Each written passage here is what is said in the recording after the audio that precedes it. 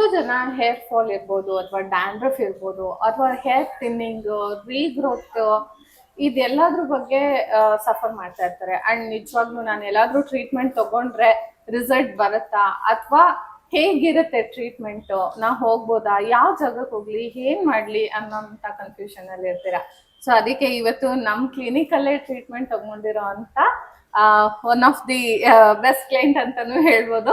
So ಅವ್ರನ್ನ introduce ಮಾಡ್ತಾ ಇದ್ದೀನಿ. ಅವ್ರ ಹೆಸರು ಜಯಂತಿ ಅಂತ ಹೇಳಿ. ಸೊ ಹೇಳಿ ಮ್ಯಾಮ್, ನಿಮ್ ಎಕ್ಸ್ಪೀರಿಯನ್ಸ್ ಹೇಗಿತ್ತು ಸ್ಯಾನ್ಸಸ್ ಇರ್ಲಿ ಅಂತ? ತುಂಬಾ ಚೆನ್ನಾಗಿತ್ತು ಮೇಡಮ್. ನನ್ನ ಹೆಸರು ಜಯಂತಿ ಅಂತ. ನಾನು ಫಸ್ಟ್ ಟೈಮ್ ನನ್ನ ಫ್ರೆಂಡ್ ರೆಫರ್ ಮಾಡಿದ್ರು, ಇಲ್ಲಿ ಕರ್ಕೊಂಡು ಬಂದಿದ್ರು. ಅವಾಗ ನಂದು ಹೇರ್ ತುಂಬಾ ತಿನ್ನಾಗಿತ್ತು. ಮತ್ತೆ ಇಲ್ಲಿ ಟ್ರೀಟ್ಮೆಂಟ್ ನೀವೇ ನೋಡಿದಿರಲ್ಲ ಹೇಗಿತ್ತು ಅಂತ. ಅದು ಟ್ರೀಟ್ಮೆಂಟ್ ಎಲ್ಲ ತಗೋಬೇಕಾದ್ರೆ ನಂಗೆ ಡೌಟೇ ಇತ್ತು, ತುಂಬಾ ಡೌಟ್ ಇತ್ತು ನಿಮ್ಗೆ. ಚೆನ್ನಾಗಿ ಗ್ರೋತ್ ಆಯ್ತು.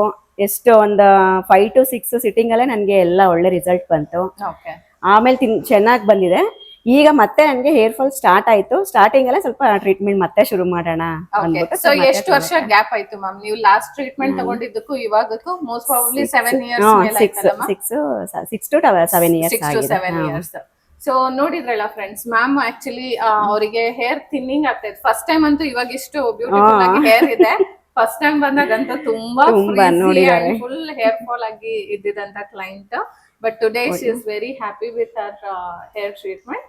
ಸೊ ಅವರಿಗೆ ಹೇರ್ ಥಿನ್ನಿಂಗ್ ರೆಡ್ಯೂಸ್ ಆಗ್ಲಿಕ್ಕೆ ಅಂಡ್ ರೀಗ್ರೋತ್ ಅಂದ್ರೆ ಹೇರ್ ಗ್ರೋತ್ ಬೌನ್ಸ್ ಬ್ಯಾಕ್ ಆಗ್ಲಿಕ್ಕೆ ಅಂತ ಹೇಳಿ ನಾವು ಟ್ರೀಟ್ಮೆಂಟ್ ನ ಸಜೆಸ್ಟ್ ಮಾಡಿದ್ವಿ.